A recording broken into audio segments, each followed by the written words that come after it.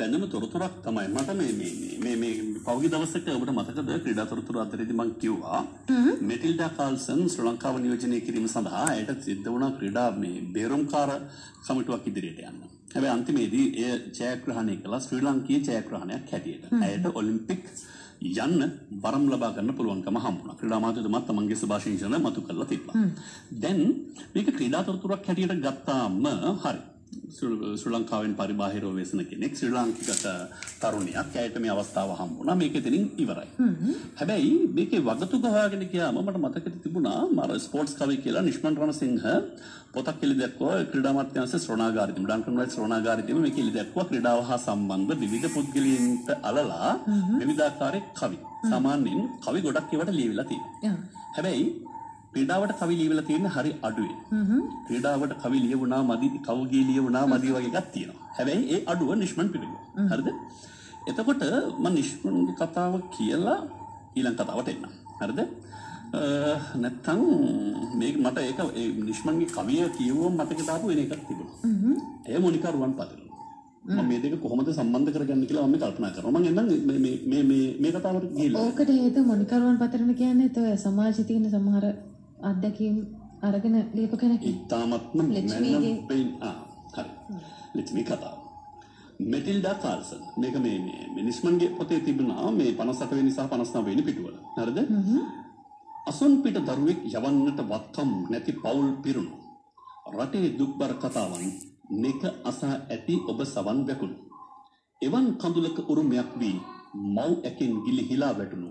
පැටික්කිය අද රටට තුට වී හිනාවේ අසු පිටට නැගුණු. මෙටිල්ඩා කාල්සන් ගැන කියන්නේ තව කවියක් තියෙනවා. ආදරේ පොදු මෙවලමක් තනි අයිතියට ගනු හැකි නැති. ආයෙමත් ඔබ උපන් රටටම පණ දියන් අවුලක් නැති. ලොවක් තරමට පුළුල් හදවත් හැදූ මව්පිය නැගි ගති. නිසා මෙවරත් ඔලිම්පික් යන දුවක් ලක් මව වෙත ඇති. හරිද? එතකොට ඔය ලංකාවේ අම්මා තාත්තා කවුද? කියන කතාන්දරේ. නිෂ්මන්ගේ තියෙන විදිහට මම කියන්නේ. හරිද? මහනුවර ප්‍රදේශයේ ඉපදුණු මෙටිල්ඩා කාල්සන්ගේ උපන් නම ඇය නොදන්නේය. ඇය හදා වඩා ගැනීම අපහසු කරුණක් වූ නිසා ඇය දරුකමට හදා ගන්නට ස්වීඩන් දෙමව්පිය යුවලක් වෙත බාර කර ඇත. සමහර විට ඒ තවත් දරුවන් වෙනුවෙන් හෝ වැය කරන්නට ලබාගත් තවත් දරුවන් වෙනුවෙන් හෝ වැය කරන්නට හෝ ලබාගත් මුදලකට විය යුතුය. ඒ අයුරින් ගත් විට ඇය මේ රටින් විකුණූ දරුවෙක්ය. ඒ නිසා ඇයට ලංකාවට හිමි නැති සම්පත් වරප්‍රසාද හිමි ජීවිතයක් ගත කරන්නට අධ්‍යාපනය ලබන්නට වටපිටාවක් සකස් වන්නේය. මෙටිල්ඩා උෂ්මාත්ත අශ්වාරෝහකයෙක් ලෙස ලොව ජය ගනිමින් සිටින මොහොතක තුරංග තරංග සඳහා සිය උපන් මෝබිම නියෝජනය කරන්නට හදා වඩාගත් දෙමෝපියන්ගේ ආශිර්වාදය ලබා ගන්නට මෙටිල්ඩාට හැකිවන්නේ. ඇයව පෝෂණය කළ ඇය උපන් රටට ඇගේ හැකියාවන් දානය කරන ඒ දෙමෝපියන්ගේ ආශිර්වාදය ඇතිව තමන්ට මේක ඔහු ලියන්නේ 2020 කියලා දැන් 2021කට ඇවිල්ලා තිබෙන නිසා 2021 ඔලිම්පික් ක්‍රීඩා තරඟ ඔල්ලේදී මෙටිල්ඩා ශ්‍රී ලංකාව නියෝජනය කරමින් තුරංග තරඟ වලට ඉදිරිපත් වන්නට වරම් ලබා ගත්තාය. ඇය බොහෝ විට ලෝකයේ ඇය සහභාගී වන ඉසව් හා සසඳන විට ශ්‍රී ලංකාවට ඔලිම්පික් පදක්කමක් දිනා දෙන්නට තරම් දක්ෂතා ප්‍රකට කරන්නියක්ද වන්නේ. අන්තිමේදී ක්‍රීඩා සඳහා බේරුම් කරන අධිකරණයට ගිහිල්ලා තමයි ඇය දැකලා නෑගේ මව්පියන්. ඇය දන්නේ නෑගේ ගම කොහෙද? ගම දන්නවා. නමුත් ඇය දන්නේ නෑගේ උපදින විට ඇගේ නම මෙටිල්ඩා කාල්සන් නෙවෙයි. මේ දැරියගේ මුල මෙහි තිබුණට ඇය හැදුනේ වැඩුනේ ස්වීඩනයේ. නමුත් ඊට පස්සේ ඒ දෙමව්පිය මේකත් අගේ කළ යුතු කාරණාවක්. ඒ දෙමව්පිය අවස්ථාව දෙනවා. උඹ උපන් රට නියෝජනය කළා. උඹ ඔලිම්පික් පදක්කමක් අරන් වරින් දුවේ කියලා. හරි?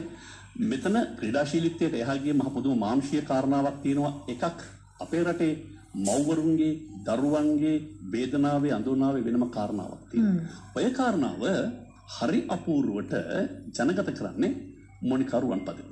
මට මේ නිෂ්මන්ගේ කවියත් එක්ක එකක් මතක් වුණා.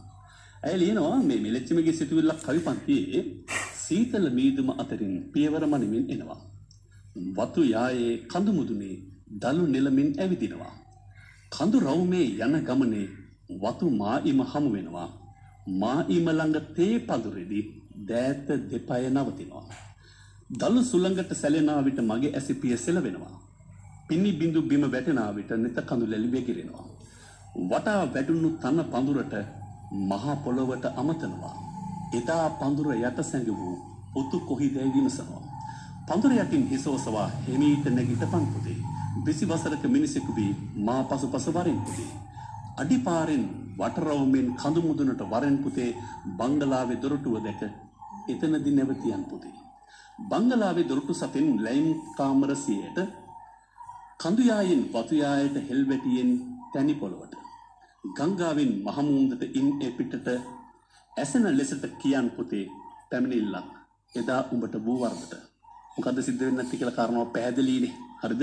පොළොවට සැඟවිච්ච අවුරුදු 20කට කලින් තමන්ගේ පුතාගේ මතකයක් එක්ක ගතවන ලෙච්චමගේ ජීවිතය පිළිබඳව ඇය ඔය විදිහට ලියනවා. මට ඕක කිව්ව මතක් වුණා නන්දාමාලිනිය ගායනා කරන සුනිල් ආර්යරත්නයන් ලියූ ගුණදාස කපුගේ සංගීතවත් කළ ගීතයක්. මේ කාරණා තුනම එකම තැනකදී කියවන්න පුළුවන් කියන එකයි මගේ නම් විශ්වාසය. දස මාසක් මා කුස තුල උන් පුතුනේ දැන් නිතින් අප වෙන්ව යා යුතුය. වීසි කරමි වන ලැහැවට දැස පියාගෙන නයි පොළඟුන් මවක ලබාවා වගවල සුන්ගෙන් පියෙකු ලබාවා.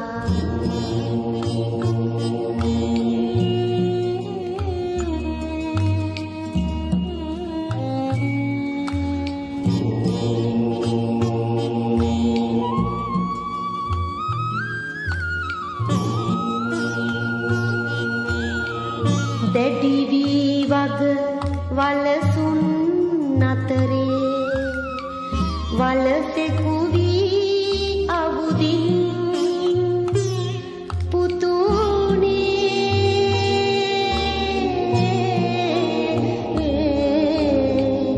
වීසි කරන්නට දරුවන් තනනා ලෝකයකා වනසන් පුතුනේ.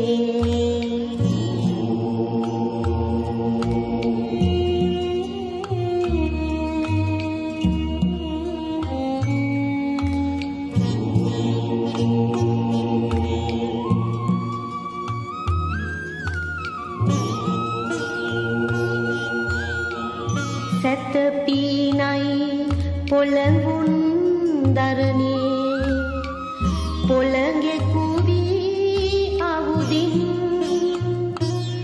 පුතුනේ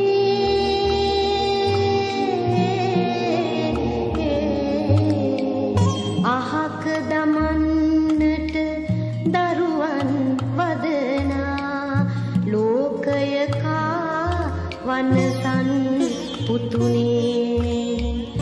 දස මාසක් මා කුස තුල උන් පුතුනේ දැන් නිතින් අප වෙන්ව යා යුතුවේ. වීසි කරමි වන ලැහැවට දැස පියාගෙන නයි පොළඟුන්ගෙන් මවක ලබාවා වගවල සුන්ගෙන් පියෙකු ලබා.